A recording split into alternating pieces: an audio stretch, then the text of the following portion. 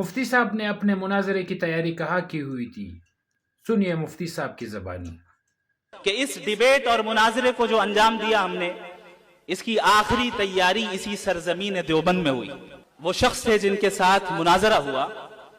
جب میں نے یہ ارادہ کیا کہ انہیں اس مناظرے کی دعوت دینی چاہیے تو سب سے پہلے میں نے جنہیں فون کیا وہ مفتی صاحب تھے، اور مفتی یاسر ندیم الواجدی صاحب سے میں نے مشورہ کیا اور ان سے پوچھا کہ حضرت آپ کی کیا رائے ہے، کیا یہ قدم اٹھانا چاہیے یا نہیں؟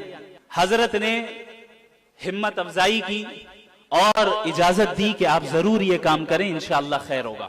اور اس وقت سے لے کر ابھی تک مسلسل حضرت نے میرا تعاون کیا اور میری مدد کی۔ جو فکر میں ندوۃ العلماء سے لے کر آیا تھا کہ مغربی تہذیب کے خلاف کام کرنا ہے، اور حضرت مولانا ابو الحسن علی ندوی رحمہ اللہ کی تحریروں سے جو فکر مجھے حاصل ہوئی، کیونکہ آپ سب کو معلوم ہونا چاہیے کہ حضرت مولانا علی میاں ندوی رحمہ اللہ اکثر مغربی تہذیب کے خلاف لکھتے تھے۔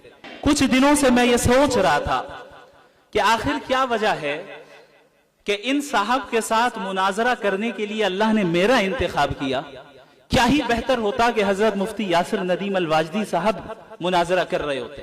تو بڑے غور و فکر کے بعد یہ بات میرے ذہن میں آئی کہ شاید اللہ رب العالمین کو حضرت مفتی یاسر ندیم الواجدی کو ایسے مقام پر فائز کرنا تھا جہاں سے وہ یہ کہہ سکے کہ بھائی تجھ سے تو میرا شاگرد ہی نمٹ لے گا۔ الحمدللہ I love you too.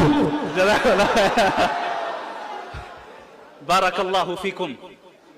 انشاءاللہ تعالی یہ سلسلہ دین کی حفاظت کا جاری رہے گا، اور آپ حضرات کو دیکھ کر یہ امید کرتا ہوں اور یہ مجھے احساس ہوتا ہے کہ انشاءاللہ آپ میں سے ہر ایک فرد جدید فتنوں کا مقابلہ کرنے کے لیے تیار ہوگا۔ جتنے فتنے سر اٹھائیں گے انشاءاللہ ہر گھر سے شمائل اٹھے گا۔ انشاءاللہ جتنے بھی فتنے اٹھے انشاءاللہ اس دین کی حفاظت کرنے کے لیے ہر صدی میں رجال اللہ کھڑے ہوں گے۔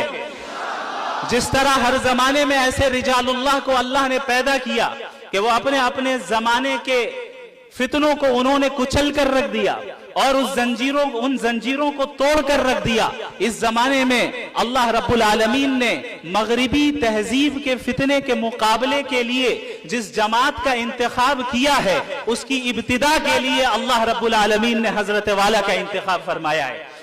اللہ رب العالمین ہم سب کو توفیق دے، دین پر قائم رہنے کی توفیق دے، علوم شرعیہ کو سمجھنے کی توفیق دے، اس پر عمل کرنے کی توفیق دے۔ میں سمجھتا ہوں کہ یہ جو کچھ بھی کام کل ہوا یہ میرے اساتذہ کرام کی دعاؤں کا نتیجہ ہے، میرا اس میں کوئی دخل نہیں، کوئی بھی دخل نہیں۔ میں نے بس ایک چیز کی پابندی کی کہ میں اپنے اساتذہ کی باتیں مانتا تھا۔ اگر وہ کہتے تھے کہ باہر نہ جاؤ تو میں نہیں جاتا تھا، اگر وہ کہتے تھے کہ اس وقت پڑھو تو میں پڑھتا تھا۔ میں نے اتنا ہی کیا ہے۔ جزاکم اللہ خیرا وآخر دعوانا ان الحمد للہ رب العالمین، والسلام علیکم ورحمۃ اللہ وبرکاتہ۔